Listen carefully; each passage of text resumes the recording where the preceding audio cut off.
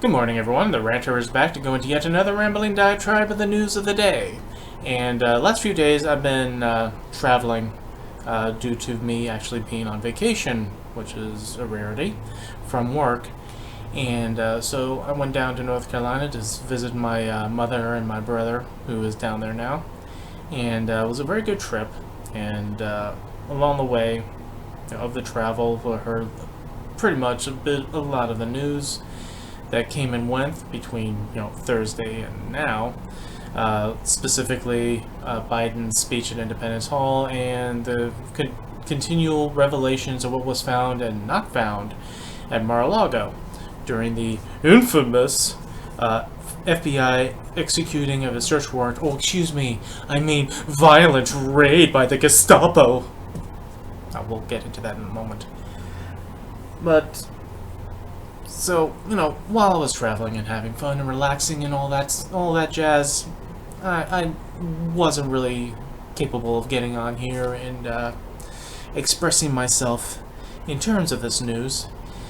But now I'm home. It's nice and quiet, and dogs away at camp, and everyone else is at work, so I think it's about time we get into this. Don't you think? So, what do we start with?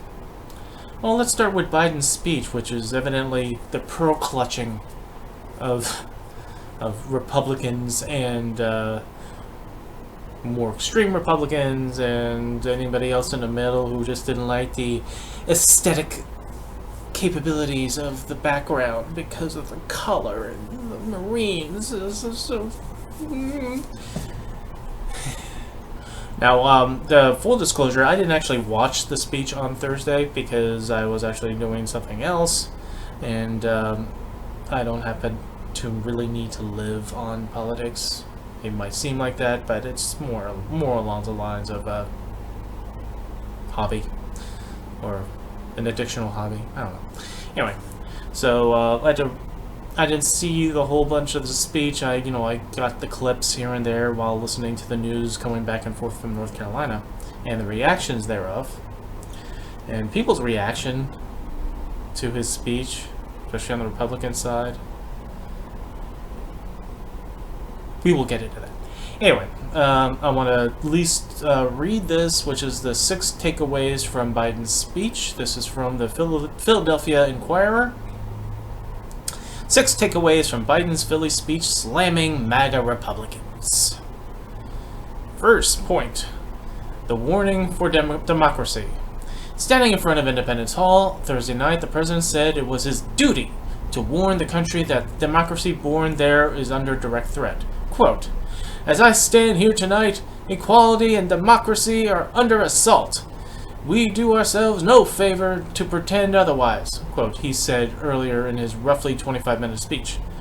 Donald Trump and the MAGA Republicans represent an extremism that threatens the foundation of our very republic. Biden pointed out attempts to overthrow the 2020 presidential election, the riot at the U.S. Capitol, inflammatory denunciations of the FBI, and a wave of Trump allies who have won primaries across the country are now a step from gaining power and potentially overseeing critical elections in key swing states, including Pennsylvania. Quote, "They tried everything last time to nullify the votes of 81 million people," Biden said. "This time they're determined to succeed in thwarting the will of the people." Alright. Point number 2. A call to action for November. The warnings about the fate of the American values in many ways echoes the threats Biden cited when he ran for president in 2020. But while he framed the cautions as his civic obligation, there's a clear political motivation as well. The speech came just days before Labor Day, the traditional launching point for campaign season. It was an attempt to reframe this fall's midterms elections from a referendum on Biden's administration to a choice between Democrats and the MAGA Republicans he says threatens the nation.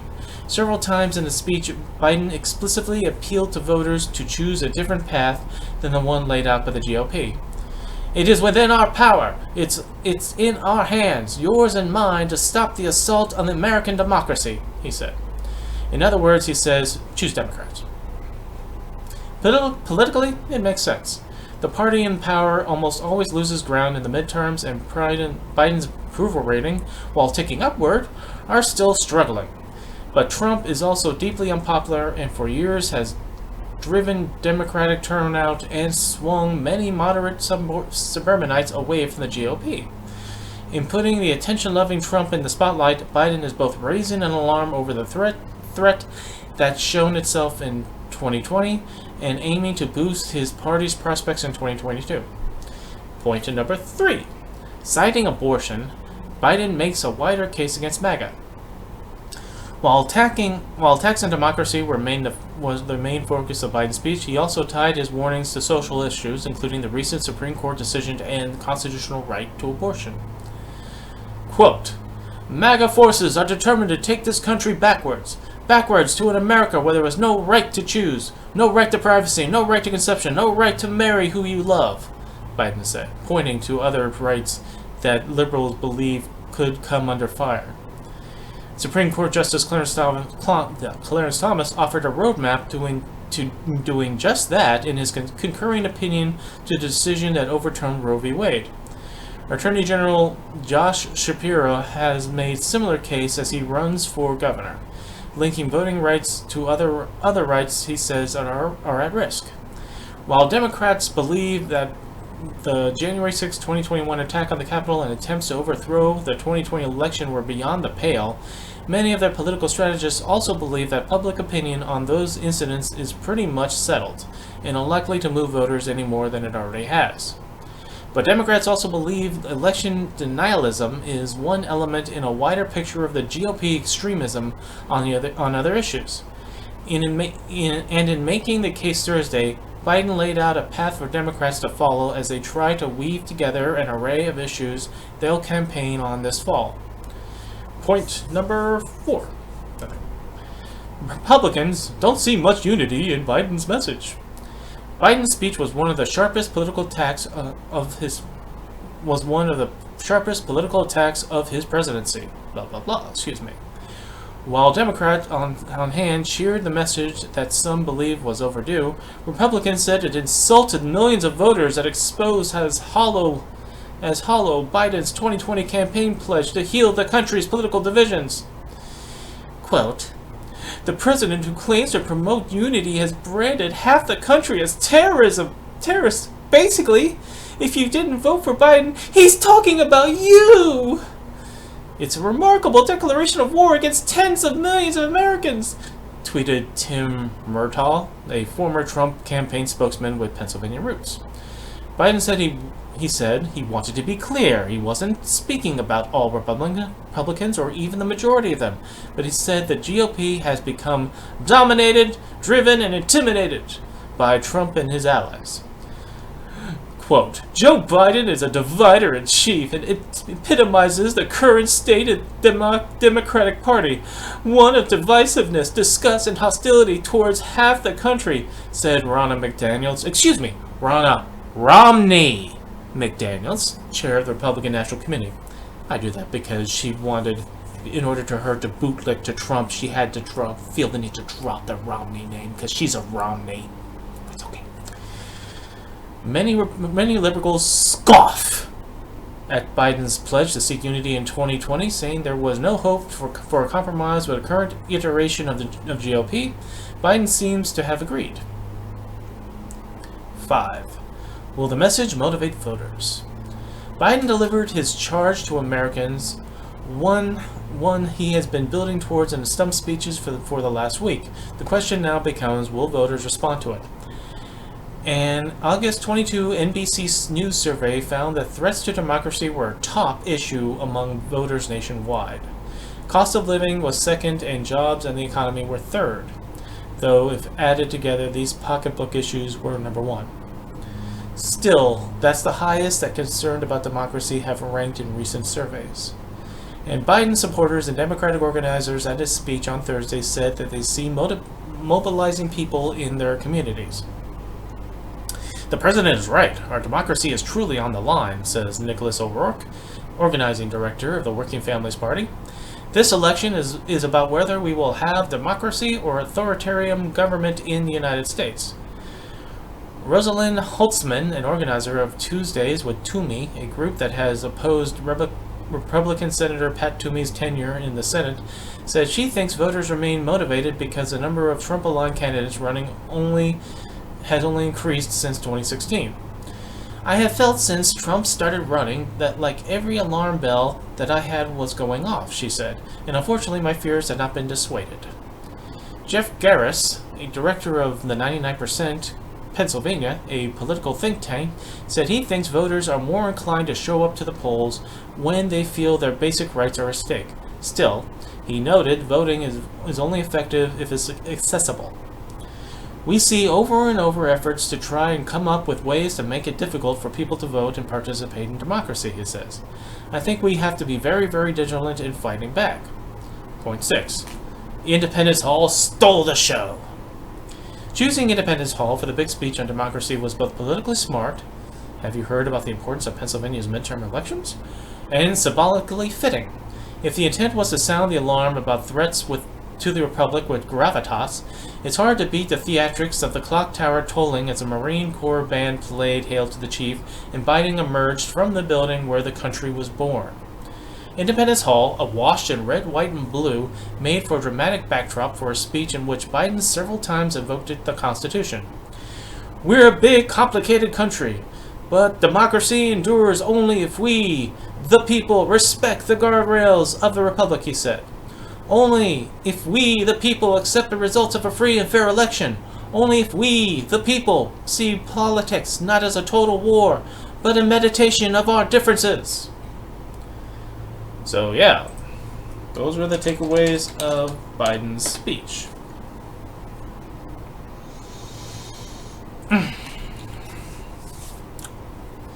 So, here's the thing about that. And I find it very humorous on the reaction of his speech, of how the Republicans and the pundits and the politicians and the news heads and all of them are just, he's dividing the country. He is going against half the country. He's insulting 74 million Americans. He's talking about you. No, he's not. No. See, they do not want you to understand the concept of nuance. When Joe Biden talks about MAGA Republicans, he's not talking about the voters. He's not talking about even Trump supporters. He's talking about the people who are the ones that the supporters and Republicans are looking to for the inspiration and intel, if there is some that coming out of these people, or whatever, to guide their opinions along, especially when we're on this midterm season, and who to vote for and who to support and so forth. What he's referring to is those MAGA Republicans in politics and news punditry who fan the flames of conspiracy theories and wants to keep people pissed off.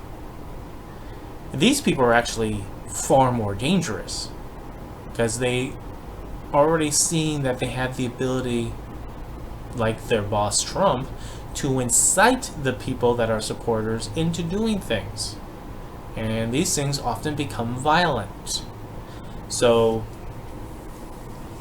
when Biden refers to MAGA Republicans, he's referring to the Marjorie Taylor Greenes or the Lauren Boeberts or the Ted Cruz's or Tucker Carlson or Sean Hannity's or any of the people that we're now seeing on Twitter who just bootlick. And that's like the better term I'm going to use here because there's far more derogatory terms I could be using, which I won't. Because I have class. No, I don't. Anyway. These people who want to keep people pissed off, that want to take every little thing that might be negative towards Trump and amplify it times 10 to see the injustice of everything that is happening to Trump and everything Biden is doing is evil and this and that. I mean, what I find funny is that you see a lot of these people who was complaining and criticizing about the speech that Biden did were actually criticizing the aesthetic value and display of the backdrop. What I was wanting to do is that when I was going to talk about Biden's speech, I was trying to see from my little meager setup here if I could do anything like to change my background so that it could be like red. Because, you know, that's fascist. It's scary. It's scary colors. The red and the black and the Marines. Interesting part about that, and it is kind of a failing on Biden's part, or at least the people who are producing the speech, and how tight they did the camera. Because the entire building of Independence Hall was a wash in color. All you saw was the red because they kept it tight. They kept the shot tight. It was like from up and down on Biden's stature, right? But Independence Hall was blue, red, and white. Red, white, and blue for Independence Hall. It was kind of supposed to be symbolic, but they kind of screwed up on that. But that's what the people complaining about. The color scheme. It sounds very dark and it's just very brooding and dramatic and it just reeks of fascism. Okay, I want to. If anyone's going to equate this with like Adolf Hitler or whatever, he's doing his speeches, and I'm sure it's not the speech itself. It was how he dressed up the speech. Yeah, because really Adolf Hitler was talking about fluffy bunnies and canaries while he's banging his hand on whatever he was standing upon, the podium. Fluffy bunnies! Anyway. But, yeah, I hear more actual criticism upon the background aesthetics than I do actually the speech. And then when you do talk about the speech, they go into, he's going after all Republicans, all 74 million people that voted for Trump. He's talking about you. And again, he's not. He's not. He's talking about those who are amplifying Trump, propping Trump up, and trying to tell people the misinformation, the tinfoil, the conspiracy theories. I mean, that's the dangerous part here. But whatever. No, whatever. Also, I kind of think that they also go after Biden on this because of how divisive the speech is. And all these people, especially on the right, especially the Trump-supporting pundits and politicians, in this they are full of shit. Because who have they been following the past 4 to 6 years? From campaign to presidency to post-presidency. This is where the selective memory of the political comes to mind when they go, oh, wow, Trump never said anything divisive. What? They think that Biden's speech was the most divisive thing they ever saw ever in the history of their lives. Nikki Haley did a thing on Fox News that this was more divisive than I ever saw, and people would claim that Trump was bringing people together and he wasn't as divisive as this, and you're just out of your fucking minds? I mean, do you choke on that hubris and on that lie? When you get off the camera, do you have to like take a minute with a glass of water and coughing because you just hawked that up?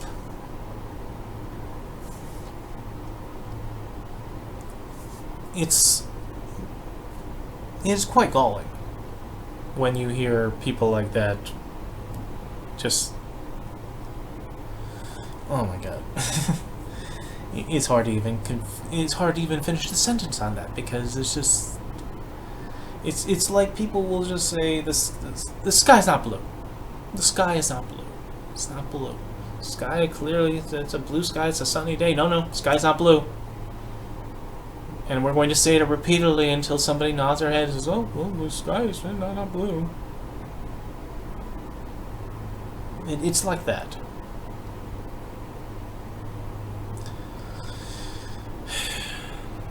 And you compare this in contrast to what we hear about the Mar-a-Lago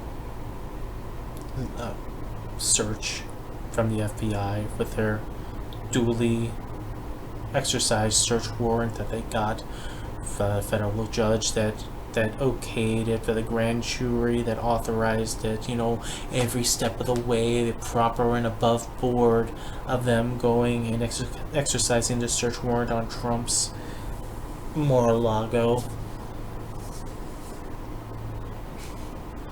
That was egregious.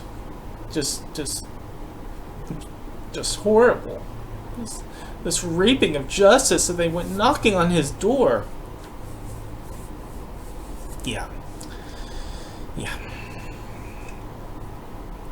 So we got a inventory that they released of what they grabbed, the FBI, and the locations of where they found it. Where we find out that Trump lawyers were lying their asses off. They're saying that all the classified material was in this one locked area when no, it wasn't. And where they found certain ones of these classified documents were found in boxes, which had random shit in it, like clothing and newspaper clippings and magazines and books, because you know that's where you properly keep classified materials. That's why Republicans come on and say, I trust Trump holding on to this stuff than the federal government. You work for the federal government.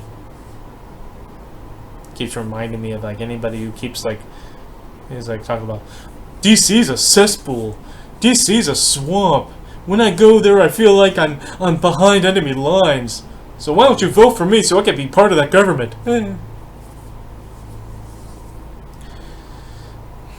So they find the stuff in the very definition of mishandled. There's the evidence right there. There's your proof. He mishandled the evidence. He mishandled his classified documentation, putting them in boxes with random shit in it. And him all hot and happy over to having like, surveillance and intel on French President Macron's sex life. Like, ooh, I get to know this stuff. You're all supporting an adult, right? Because that's not an adult. Okay, whatever. But then, if that wasn't all bad enough, which is pretty bad itself, and everything that we heard prior to now, that's pretty bad. That could get any one of us in jail, and people who have security clearance, who have had security clearance, who come onto these shows or make themselves known to people to have these discussions will say, we'd be in jail. But that wasn't bad enough. They find over 40 envelopes, 40 folders, with classified tabs on them that were empty. Where the fuck is this information? We don't need to know what the information is, don't get me wrong. It's classified. We really shouldn't need to know. But, where is it? Some of the stuff is classified, and some of the stuff was to be read and returned to the secretary and or to the army. Military intelligence. Where is it?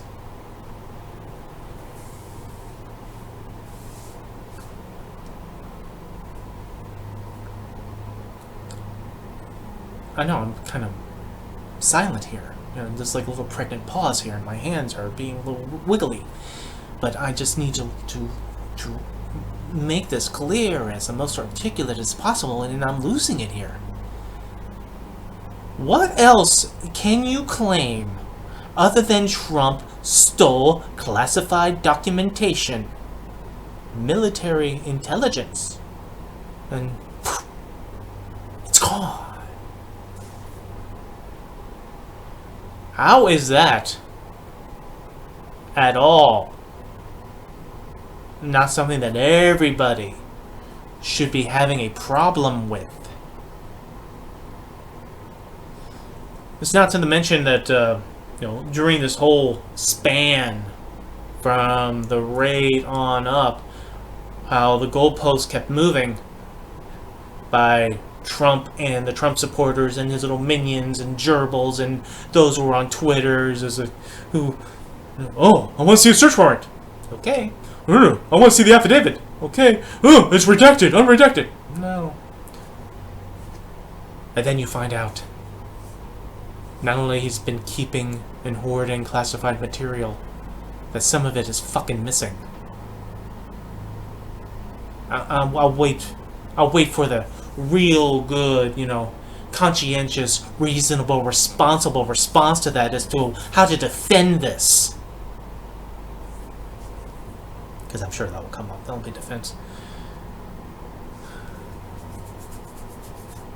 So, and of course, as I said about the goalposts being moved about what people wanted to do, what people not wanted to do, and Trump, advocating like just release it all, let everything be seen. Then all of a sudden, no, we don't want to do that anymore. The Trump team no longer wants to do that anymore.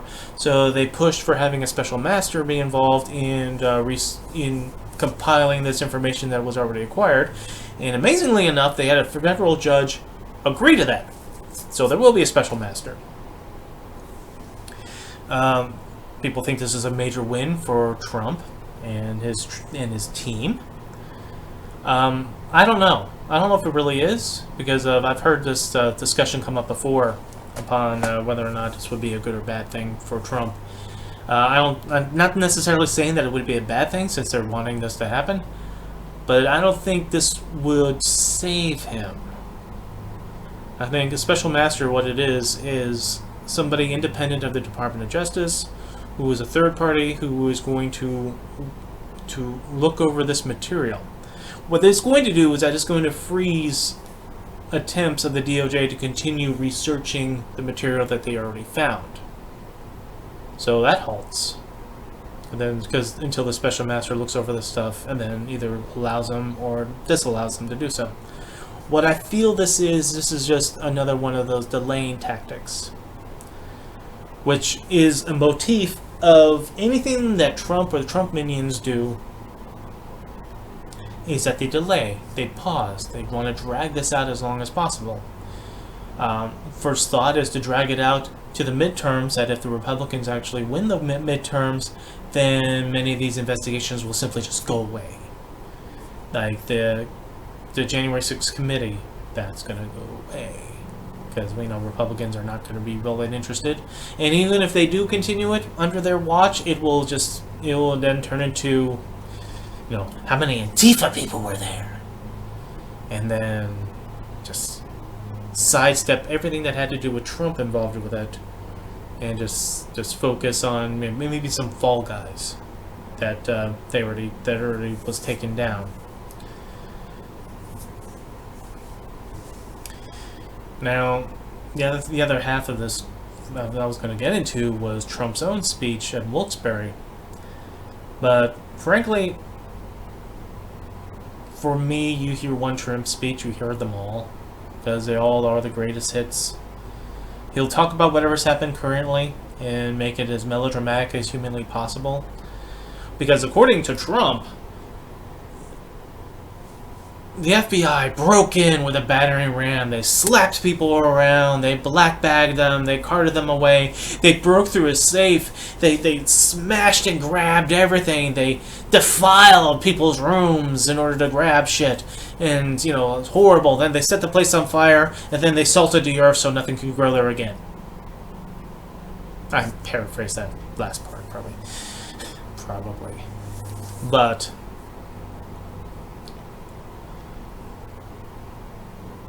I want you to think about this for a second. Let's say the FBI, or there's just the police, they come into your house with a search warrant, and they are searching for something specific. And they search every room. Do you ever ask them? Oh, no, no, no, don't go over there. That's my child's room. My child's room is there. Don't go there. And do you think the police or the FBI go, oh, your child's room? Oh, yeah, that's completely off limits. We're not going to search through there. No, that never happens. You know why? Because there's plenty of people that would hide shit in their children's rooms. It has been done. For people who talk about how things are unprecedented, that's precedent. That has happened. So yes, search warrants will have people search everywhere, including little Baron's room. His little 16-year-old boy's room. I mean, he's 16 years old. He's a young man. He can take it. Trump's acting like they barged into his 6-year-old's room, smashing toys around, ripping things up, and if he cried, they backhand him in the face or anything, even if he wasn't even there, but still, it's the drama. So, but we tell this story, so the Trump crowd goes, oh, how horrible! Oh, the FBI did exactly what they do to every other human being that they ever investigate. Once again, reminding us that it's a horrible sin to treat Trump like every other American that is under investigation. That's why it galls me when I hear about, if this could happen to the President of the United States, former President of the United States, then what could they do to you? Exactly the same thing. And it also pisses me off when they do the denunciation of the FBI, to defund the FBI, which people online are claiming no one ever said that. Bullshit, they did. And talking about, going to that top shelf of insults and derogatory imagery. They're like the Gestapo.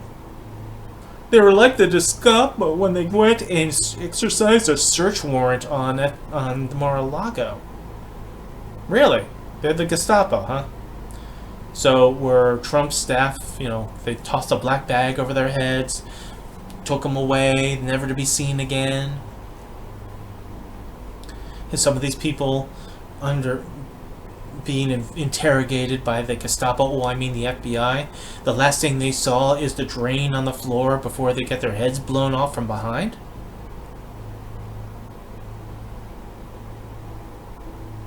I can go into hyperbole, like, as much as the next person, but god damn it, at least make it make sense.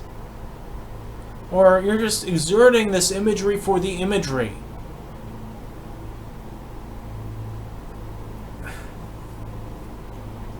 It reminds me of a scene from LA Confidential, where the very beginning, at the Christmas party at the police station, and they're talking about how two of the officers was not attacked, but was responded to by people that they were arresting, and they're all Hispanic, right? And they're making it out more than it is. And Edmund Exley, who is Guy Pearce's character, is like, no, dude, he got shoved, or this got that, and they're taking a day off. That's fine. But then here later, one of the officers lost an eye, and they're reading the other one's last rites, and they're doing that just to incite them, get pissed off, to go walk down to the jail where these Hispanic people are, and they beat the shit out of them.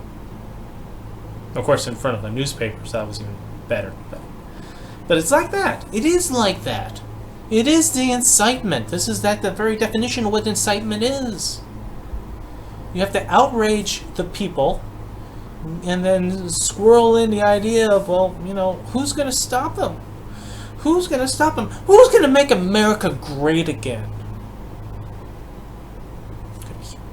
No, I didn't say anything. I didn't directly imply that you do anything about it. Now, certainly nothing illegal or anything. I'm just saying, it would be a shame, wouldn't it, if somebody happened to take it upon themselves as a patriotic duty of the United States of America to go and defend our country by just beating the shit out, or committing violence, or even murdering people for me and my name? I don't know. Just spitballing here. Trump vows that if he runs for president and he becomes president, he's going to pardon the people who were convicted in the January 6th committee, which when he was saying that, the person on the other side of this interview going, "Amen." And then there'll be an apology from the United States. That he said that he's going to pardon the people that who was incited by him and his followers, his supporters, his minions, who went on Parler, who went on Twitter to rev these people up, who did speech after speech after speech to piss them off, to continue pissing them off, to dry up the powder keg, get the fuse lit, get the fuse all lined up for Trump to say, "We should march to the Capitol. I'll march with you." Light the fuse. Incitement. That's what that is.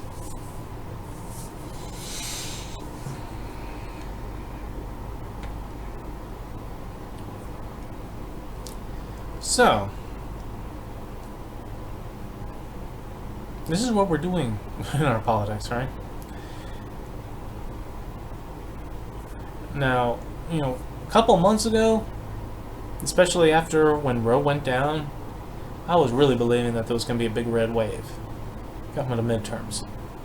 And I'm not saying that the midterms is still not going to turn the Republican way. I'm not saying that at all.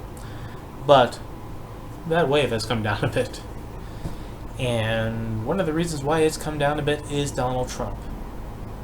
Not only what is happening in Mar-a-Lago and the things that we're finding out, but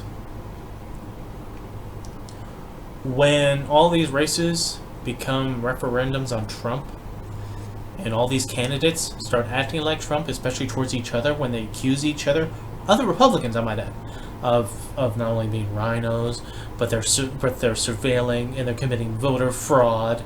I mean, Sarah Palin is no, it was voter fraud. I would have won and won handily if it had not been this voter process that everyone agreed to. No! Or I forget which lady it was, so it's hard to quote when you don't really remember the name of it, but the woman is like, I'm not conceding my race because I'm a winner. All this bending of reality that Trump encouraged people and somehow was successful in his presidency with.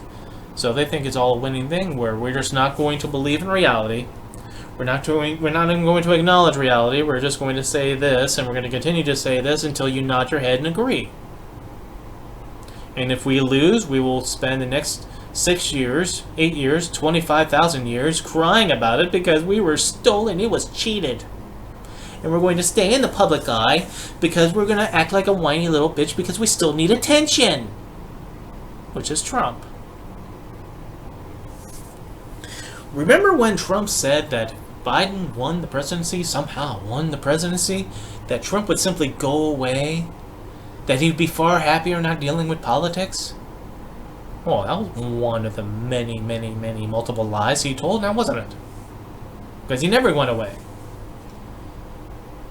I mean, he never voluntarily walked out.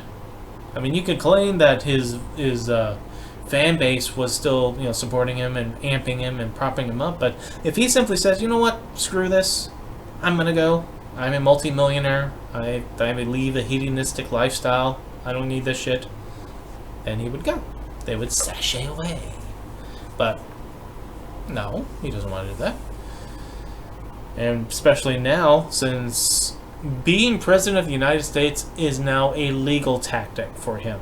Because if he becomes president again, then all of his legal troubles would be put once again on pause. Because you can't indict or convict a sitting president, apparently. I mean, it's not a rule, it was a memo from the DOJ. You may as well be on a post-it. Put that on somebody's computer.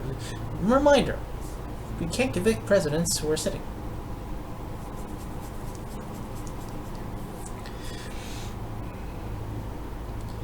I do find one little interesting little tidbit and it does get kind of like missed. It's not nothing major. It's not a major point or anything. But when they talk about the Mar-a-Lago raid, and Trump whines about them going and searching Barron's room, and then he says, and then they went through and they searched Melania's room.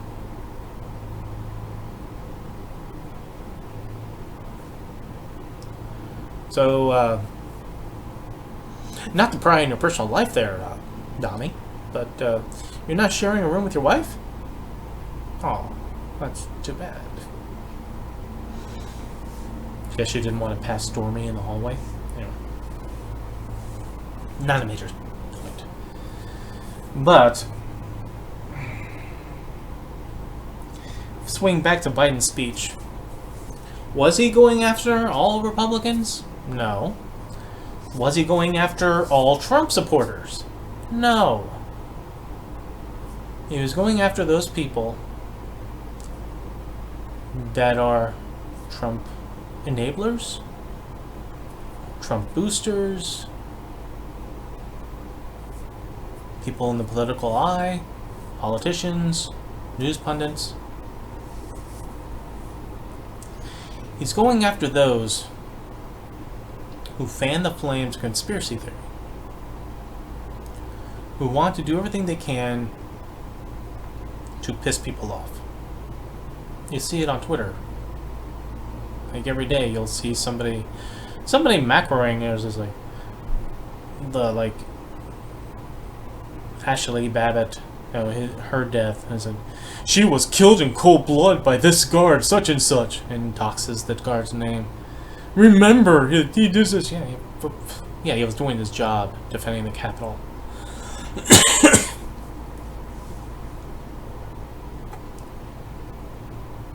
But things like that, just to keep people pissed off. Moving the goalposts. And trying to downplay the most horrible. Then try to distract you of what Biden's doing here, what Biden's doing there. Biden's speech.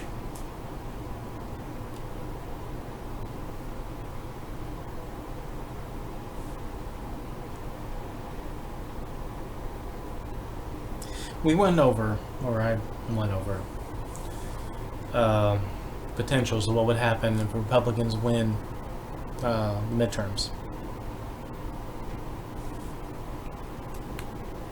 I went over what would happen to our country irrevocably if Donald Trump becomes president again. Despite all that we know, including from his involvement in January 6th, regardless of them wanting to admit it to it or not, and what he's holding on in Mar-a-Lago that was taken back. We know how his allies will bend themselves into pretzels to defend him, to justify anything that he does, downplay any of the bad things, say shit like, "Oh, I trust him with our classified materials more than the federal government." Yeah, he keeps them in a shoebox.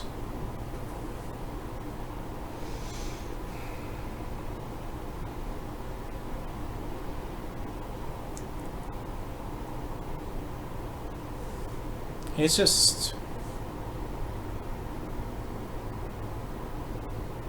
sad. It's not out of the realm of possibility. It's not even out of the realm of it not being likely. The Republicans taking back over in the midterms, and what that could lead to in 2024.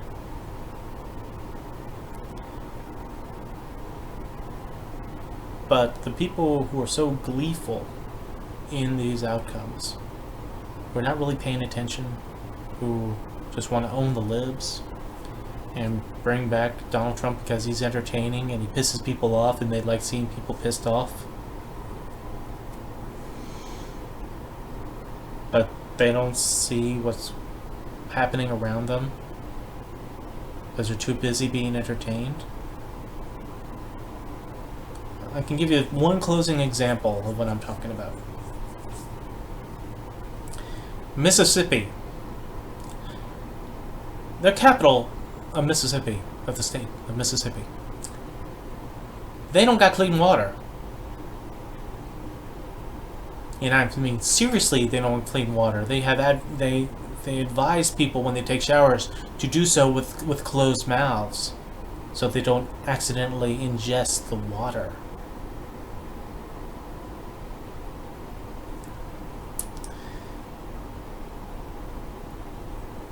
The water issue is horrible.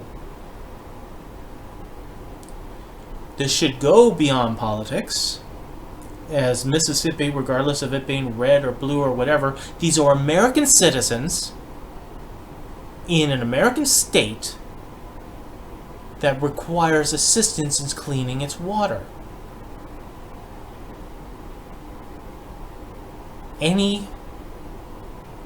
No different than what happened in Flint, Michigan.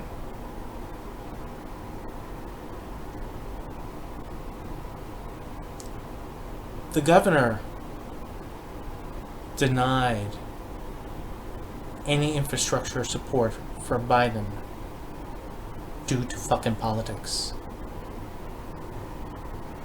He'd rather spend his time worrying about critical race theory, or abortion, or the scary thought of LGBTQ people getting equal rights or being, respected as human fucking beings.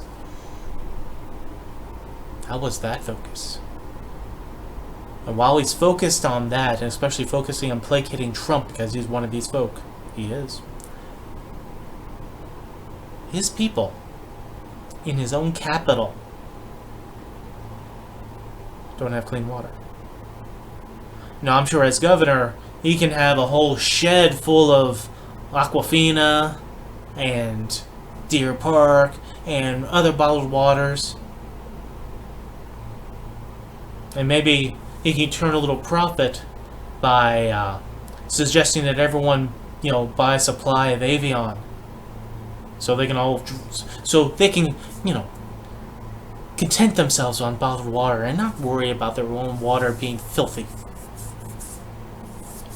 And of course, the running joke of that is that Evian is naive spelled backwards. Look it up. But for the sake of politics, for the sake of not showing that you're taking any support from the evil Democrat in the White House that got stolen from election fraud, takes no money for infrastructure, which would include piping of water, and corrupted water is flowing in his capital city.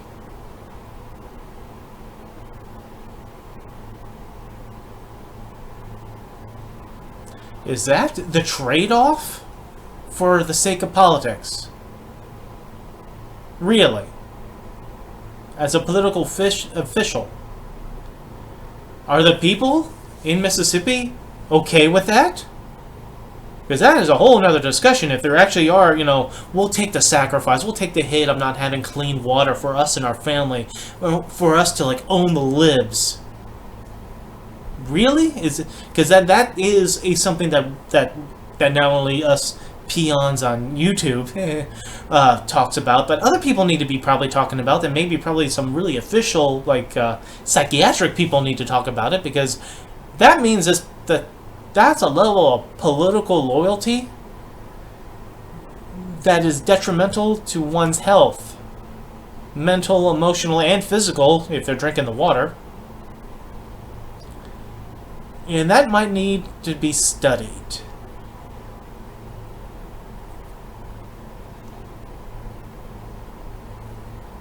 So as I land the plane here, I've been trying to do this for a while. Folks, there are 1 or 2, 3, 4 of you that actually watch this.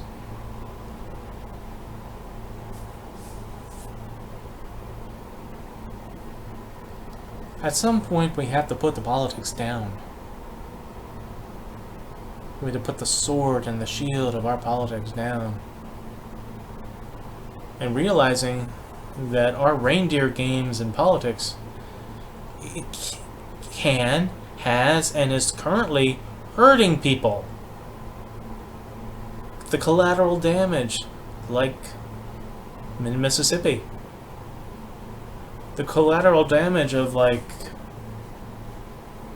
saying things and implicating things in policy in the broad strokes that you don't give a shit that actual human beings are suffering because of it. You know, people go after gay marriage, so again, the broad strokes, oh yeah, that's fine, whatever, and then not give a shit about the individuals who actually are married, who, like, if they go from one state to another, that marriage would be invalidated. And imagine if those two men or two women had children adopted, what would be the next step of ruining their lives? Where we see the collateral damage of removing the right to choose. So some people don't see it that way, but that's them and that's on them. Everybody's different. Everyone has a different opinion, and it's all right according to them.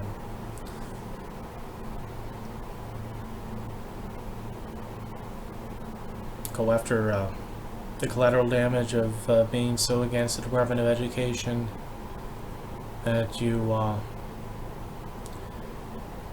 put up this boogeyman of critical race theory to get people concerned about the schools and what they're teaching, and then go into the libraries and find, any books that could marginally be, like, tolerant of the LGBTQ community, so take that, translate that into looking at the teachers, whether or not, if they're teaching any form of tolerance, are they groomers for child molesters or being child molested, or groomed to accept or tolerate, people who are different, because that's also bad.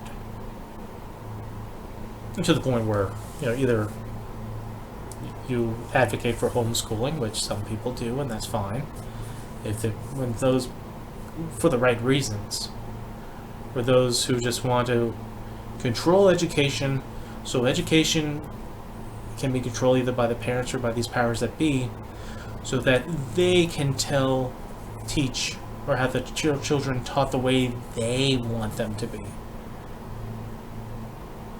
Do you think they might miss something?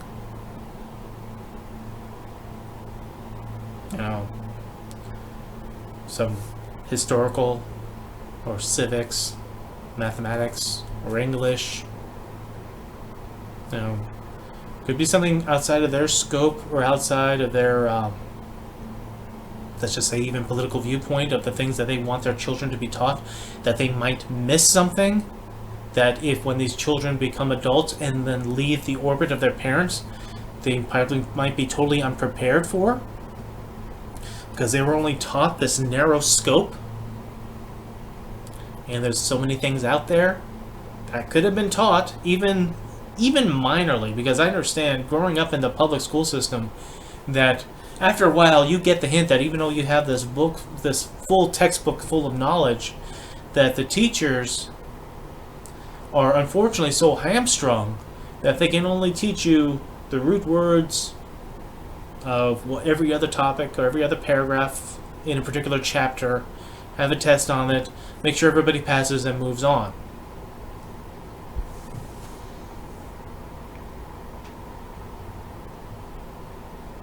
But even that's too woke and scandalous. Sick of this shit. Anyway.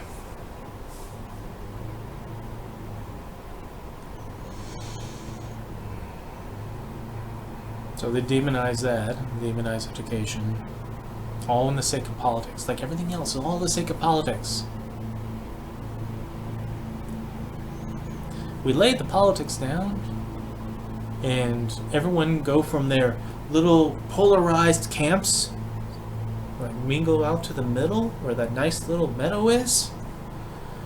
Maybe realize there are rooms for compromise between both sides. It doesn't have to be all or nothing. The American genius that was known as compromise, that kept this country going when it was just a fledgling, timid, twitchy little thing, fearful of its own civil war because we could not agree on slavery.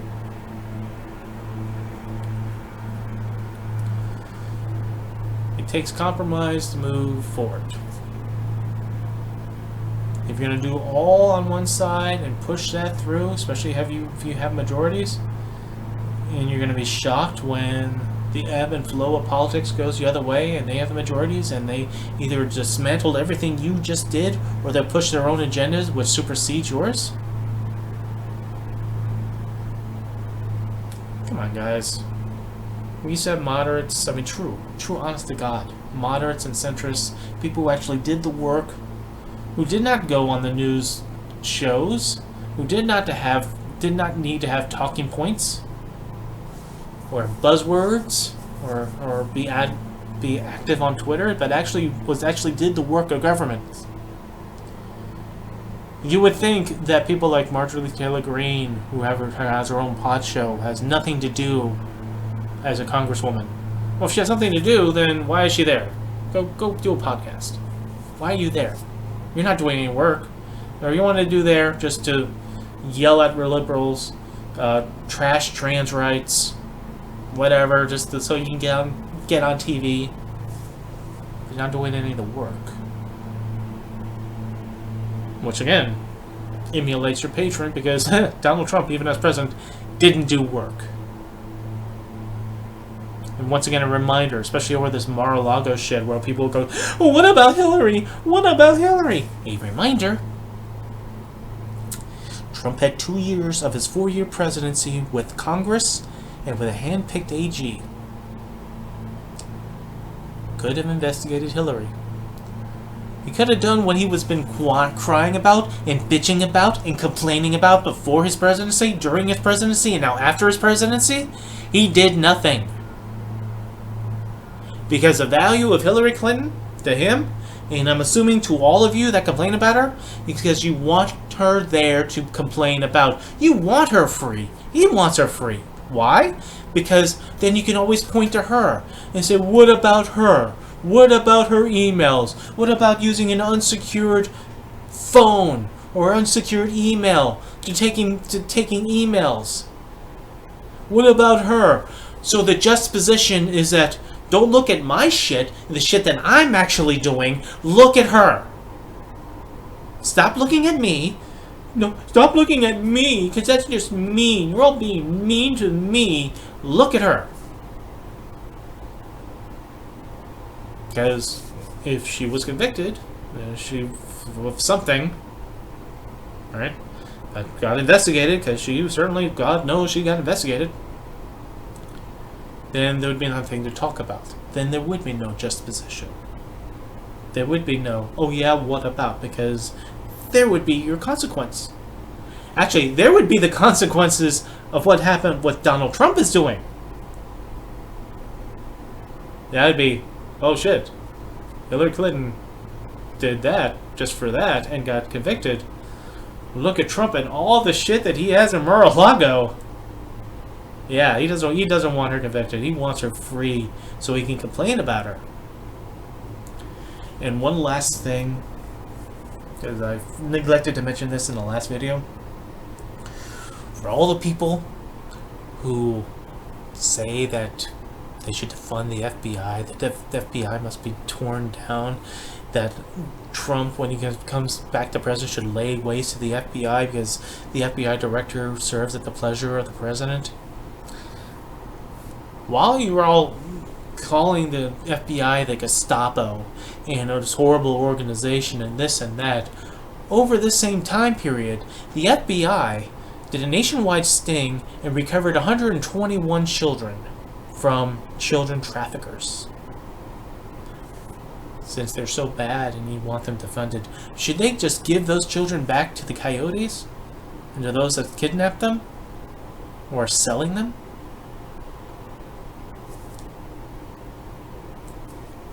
I don't know. I think he just wanted to have this one little moment in Mar-a-Lago and just demonize it as much as humanly possible because of midterms, and all of a sudden when things go by, we won't hear from it again.